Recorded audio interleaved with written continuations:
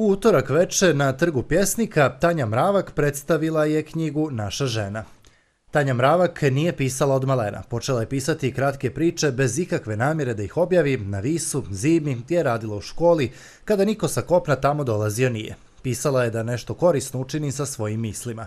Poslije je shvatila da je bolje pisati nego da priča uokolo o stvarnim ljudima i stalno upada u probleme.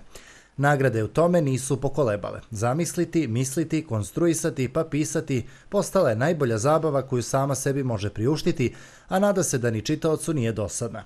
I izmišlja priče, nek se zna, a ako se kogod prepozna, to nek ide na njegovu dušu. Tanja je naravno prvi put ovdje, pa će odmah da nam kaže svoje dojmove i da vidimo šta ona misli o Budvi i o Crnoj Gori. Dobra večer, hvala što ste me ugostili i pozvali. Meni je prvi put ovdje, nije mi prvi put u Crnoj Gori, nije mi prvi put ni s Vladimirom Arsenićem. U Crnu Goru sam se ja zaljubila prije par godina kad sam uspela najviši vrh Crne Gore, zapravo nije najviši službeno, Bobotov Kuk na Durmitoru, i to mi je bilo jedno prekrasno iskustvo. Jako zapravo volim doći. U Budvi nisam bila, ovaj dio me silno podsjeća na Trogir, onako jedan mali mediteranski grad, a ovaj turistički dio me podsjeća na jedan podivljali i bjesnoćom zaraženi turizam, kakav nije samo ovdje, nekakav je nažalost gotovo na kompletnom Mediteranu.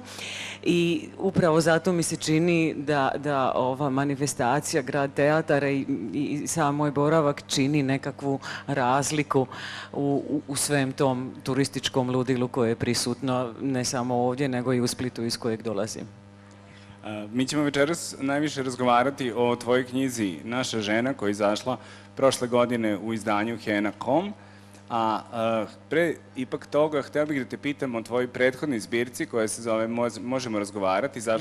Moramo razgovarati, pardon. Izašla za Algoritam 2011. godine, ako se ne varam. I odmah kao debitanska zbirka dobila nagradu Jutarnjeg lista, koja nažalost više ne postoji, ali to je jedna od retkih pripovednih zbirki da je dobila tu nagradu. Kako je to uticalo na tvoju dalju spisateljsku karijeru? Pa prvenstveno je utjecalo na moj život, budući da je to bila moja debitanska zbirka koju ja nisam ni planirala objaviti. Prije toga sam dobila nagradu Prozak, izdavačke kuće Algoritam i književnog časopisa Zarez, na kojeg sam slala priče kao i na ostale natječaje na koje sam slala.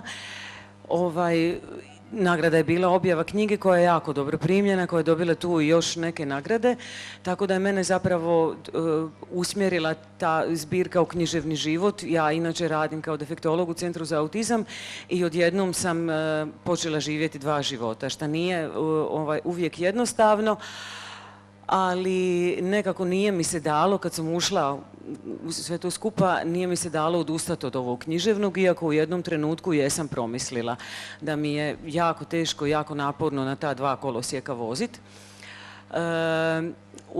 Mislim, zapravo je u početku dosta negativno utjecalo, jer sam osjetila naravno pritisak te nagrade, ja sam izabrana pobjedila sam, u finalu je bilo 5 vrsnih i izgrađenih hrvatskih književnika, Olja Saviđević, Damir Karakaš, Ivana Bodrožić, i bilo mi je naravno silno iznenađenje.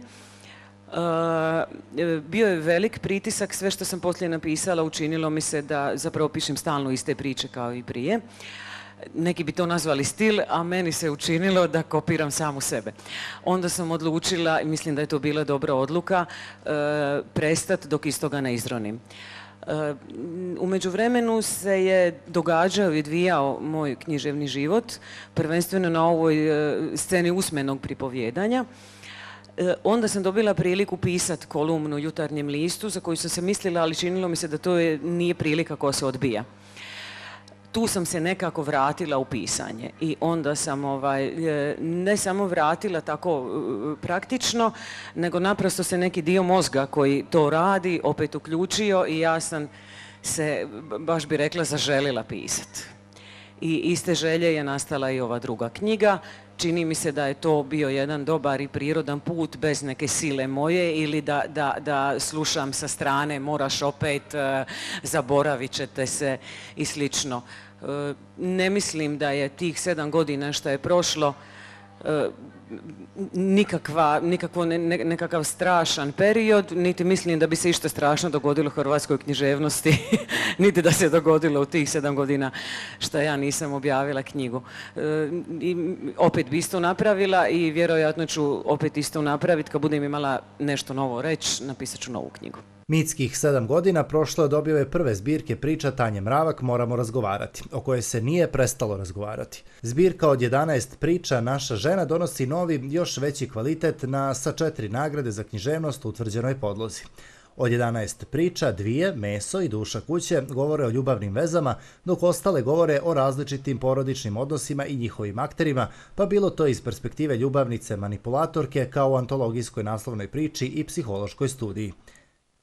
Ova je knjiga i karta našeg patrijarhata. Likovi imaju jasno zacrtane rodne uloge, neki su im sluge, drugi ih nadilaze, a jedan miš u priči zna biti dovoljan i da se te uloge zamijene. Ove priče govore o sitnicama i njihovim strašnim posljedicama.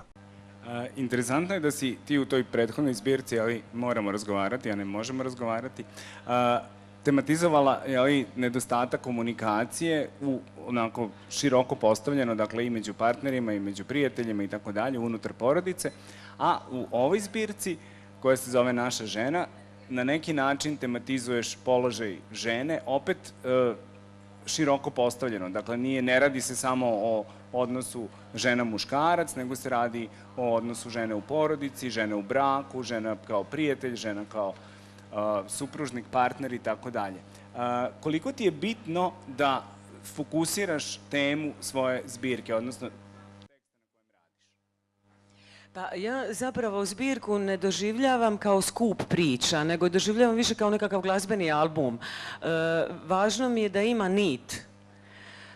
I čini mi se onda da je to jedna cjelina i ne volim kad čitam zbirke u kojima priče odudaraju jako jedna od druge. Ne mogu ja reći da su ovo iste priče, ali se provlači ta nit.